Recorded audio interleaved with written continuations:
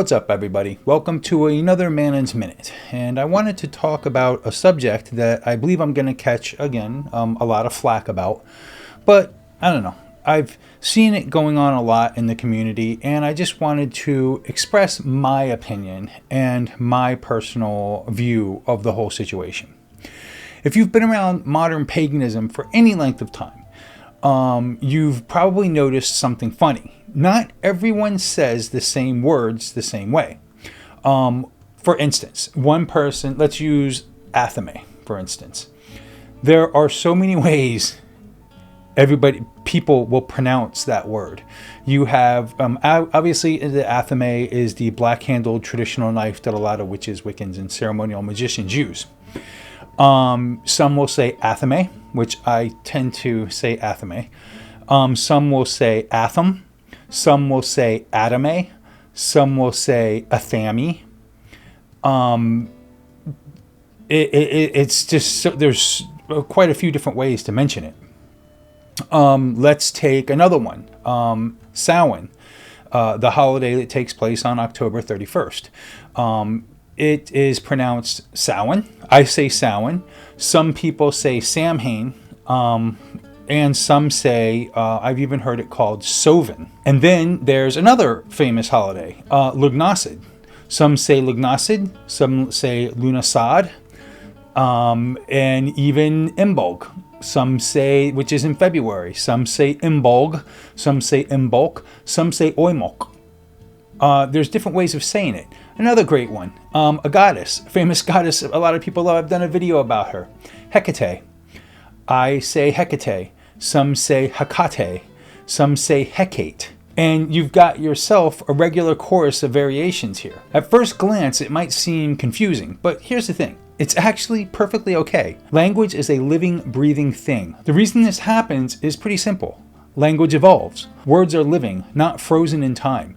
Just as cultures shift, so do the ways we shape sounds. Many of the words we use in pagan traditions come from Old Irish, Gaelic, Greek, or even reconstructed languages.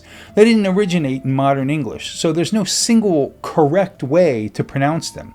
Instead, each word carries echoes of the past, filtered through different accents, regions, and personal teachers. What you learned in one coven or from one book may sound completely different to someone else across the country or even across the world. And that's not a flaw, it's a part of the magic. Take Samhain again, for example. In Gaelic, it's closer to Samhain. But when early books on witchcraft hit the shelves, a lot of readers who didn't know Gaelic sounded it out as Samhain. Over time, both pronunciations stuck. Does one erase the other? Not really. Instead, it shows how traditions spread, grow, and adapt. The same goes for Lughnasadh. Its original Irish pronunciation is tough for English tongues, so what do? We adapt it so it flows off the lips, and that's been happening for centuries. The heart of paganism isn't about rigid rules, it's about connection to the land, to spirit, to the divine, to each other. If someone says athame differently than you do, it doesn't break the ritual. The blade still cuts energy just fine, no matter if you call it athame or adame or atham or athame. Same with Hecate. She's not going to ignore you because you dropped or added a syllable. What matters is intention and devotion, not syllable stress. Of course, if you're working in a group, it's respectful to align with how your circle or tradition pronounces things. That way, the flow feels more united. But outside of that, there's no language police waiting to hand out tickets for mispronunciation. Spirit understands heart far more than phonetics. Honestly, the variety is part of the beauty, in my opinion. Hearing the same words spoken in different ways reminds us that paganism itself isn't a one-size-fits-all. Just as there are many pantheons, practices, and paths, there are also many voices carrying these words forward. It's like music, different singers, same song, each adding their own flavor. When you hear Imbolg pronounced a little differently instead of correcting it, you can celebrate the fact that tradition is alive and flexible. So why is it okay that we don't all sound the same? Because unity doesn't mean uniformity. Paganism thrives on diversity. We borrow, share, reshape, and honor traditions in a way that fits where we are today. These words aren't museum artifacts under glass. They're tools we use in prayer, song, and spell work. As long as they carry meaning, energy, and respect, the sound itself is secondary. Think about it. Whether you call it Samhain or Samhain, you're still honoring the turning of the wheel, the thinning of the veil, and the ancestors who came before. The power isn't in the exact syllables rolling off your tongue. The power is in the heart and will behind them.